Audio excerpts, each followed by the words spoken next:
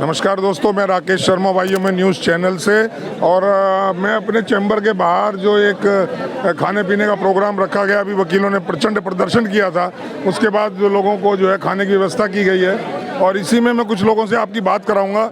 मेरे साथ कड़कड़डूमा के एक्स प्रेसिडेंट एडवोकेट प्रदीप नागर जी हैं। आप कड़कड़डूमा में प्रेसिडेंट रह चुके हैं। प्रमोद नागर जी, सॉरी। और प्रमोद जी, आपका स्वागत है। आप आज प्रदर्शन में थे, किस लिए आप आए थे? क्या सोचा है आपने, क्या प्लानिंग है? देखिए, प्लानिंग ये है कि जो भारत का जो संविधान है उसमें एक व्यवस्था दे रखी है केंद्र और राज्यों के लिए अलग अलग।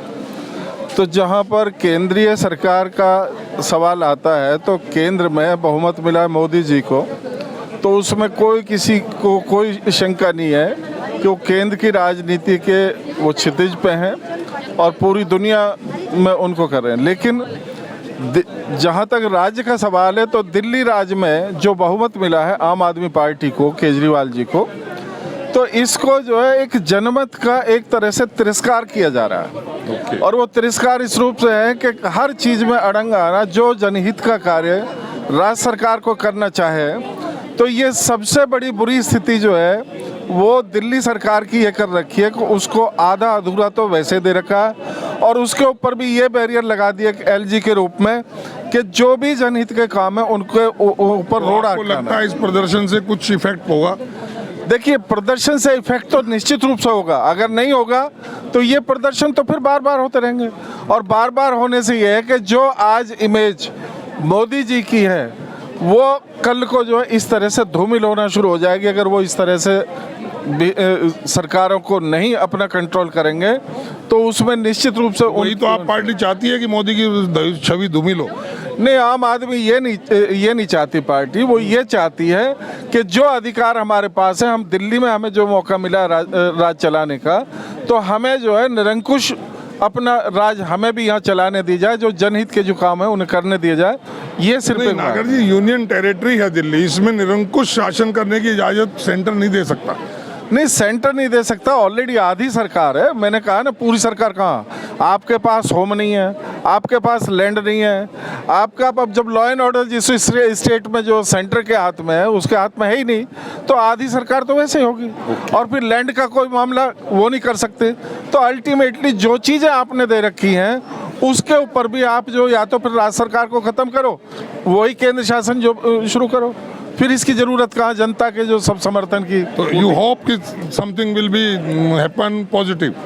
हाँ, यस, बिल्कुल। मेरे साथ एक और वरिष्ठ एडवोकेट हमारे बैठे हैं, मैं उनसे चाहूंगा जरा। गुप्ता जी, नमस्कार। नमस्कार। आप बताएं, क्या इस सब सिनेरियो से आपका क्या मतलब ये है, जो भारतीय संविधान है उसके अनुसार चलना चाहिए, चाहे सेंट्रल गवर्नमेंट हो या दिल्ली गवर्नमेंट हो या आम पार्टी हो या कोई भी किसी भी सरकार। बिल्कुल ठीक, बिल्कुल ठीक। लेकिन एलजी साहब मोदी सरकार के जो नुमाइंदे हैं उनकी बात को मान रहे हैं और कॉन्स्टिट्यूशन के खिलाफ कर रहे हैं। सब काम ही नहीं करने देते।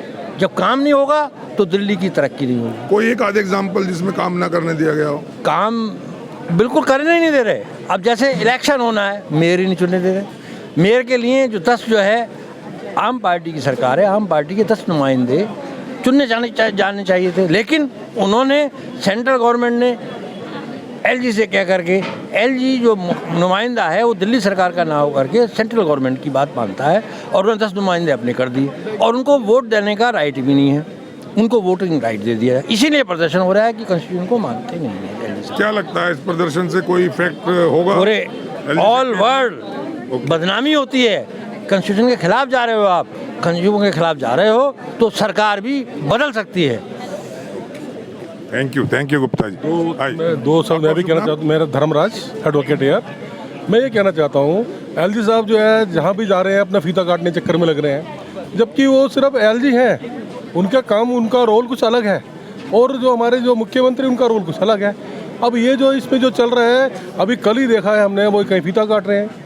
अब जब इनके पास में एक पर्याप्त संख्या है कि इनके मेयर बन सकते हैं, इनके उप मेयर बन सकते हैं, तो इनको बनाइए ना। उसके लिए काहे को कोर्ट में जाने का है? वैसे ही हम वो पोलिंग सामने खड़े कर दे, भाई 140 इसके हैं, 120 इसके हैं, वैसे ही बने पड़े हैं। तो इसको काय को है तो वो मचा करके बार बार जो पोस्टपोन करे जा रहे हैं, ये टोटली रॉन्ग है। सेंट्रल की छवि धूमिल हो रही लगता बहुत है। ज़्यादा धूमिल हो रही है। ये जो सेंट्रल गवर्नमेंट जो है जिस तरह से अपने कार्यकलाप कर रही है आजकल, क्योंकि 2 बार टर्म हो गया ना, बहुत घमंड हो गया है। किसी का 2 बार टर्म होने नहीं चाहिए पूरा, चलो पूरा हो जाए, तीसरी बार तो हटाओ सरकार आना चाहिए, जब भी तो काम चलेगा। क्या है कि अभी देखो बीबीसी में छापे मार रहे हैं, उधर छापे मार रहे हैं, भाई कर क्या रहे हो आप लोग? आप जो है देश को चलाने के लिए जो आपके विरुद्ध बोलेगा आप उसको अंदर कर दोगे।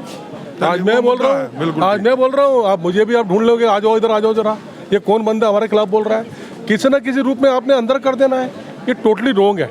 मीडिया को जो ओपन रहना चाहिए, और ये जो दबाने वाली जो प्रवृत्ति है गलत है मेरे विचार। बहुत बढ़िया, बहुत अच्छा विचार इन्होंने रखे कि ये जो विरोध में अगर कोई बोलता है और डेमोक्रेटिक सिस्टम के अकॉर्डिंग बोलता है तो इसको विरोधी मानकर उसके खिलाफ ईडी, एनआईए और सीबीआई और ये सब जो एजेंसीज हैं इनका इस्तेमाल किया जाता है। वाकई ये गलत है, और इसको वाईएमओ न्यूज़ भी मानता है कि ये सिस्टम आवाज़ को दबाने के लिए गवर्नमेंट एजेंसीज का, जो कॉन्स्टिट्यूशनल एजेंसीज हैं, उनका मिसयूज़ करना ये किसी भी सरकार के लिए ठीक नहीं है, और ये सरकारों के लिए घातक भी हो सकता है। बस आज अभी के लिए इतना ही, फिर 2 और लोगों से बात करूंगा, तब तक के लिए जय हिंद, जय भारत।